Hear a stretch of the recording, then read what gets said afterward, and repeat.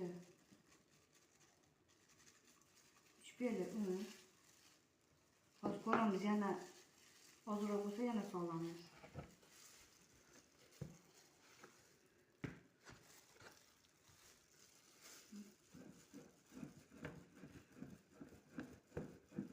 Buni mana shundoq qilib aralashtiriladi. Buni ko'p ishlasa, presli testo bo'lib qoladi. Nonga o'xshagan nima xamir bo'lib qoladi. O'shanga buni mana shunday qilib narsa qilinadi. Mana 4 piyola deylik. 4 piyola.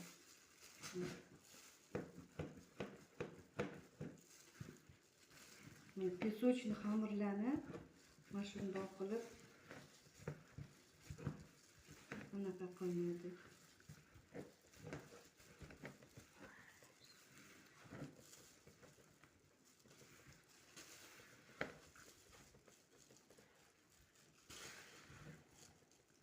Piyola un soldi. Mana uni tugagandan keyin uni boshqa nima qilmash kerak. Xamir aralashtirilmaydi. Mana shundoq qilib bo'ldi. Mana shu tayyor bo'ldi. Uni bundoq qilsanglar xamir bo'lib qoladi.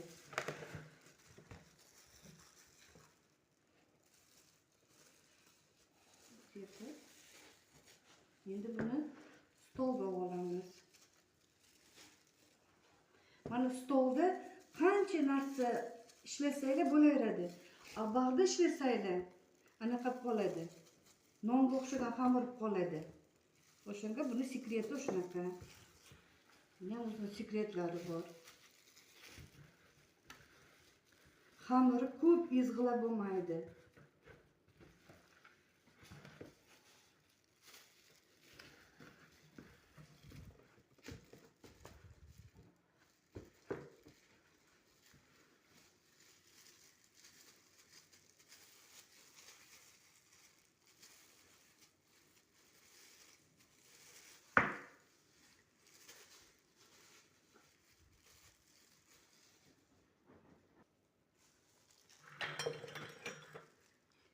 Xamirni stolga nasib qildik.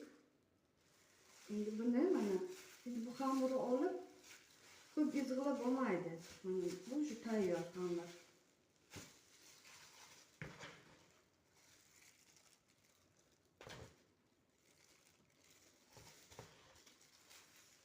Mana bu stolga nasib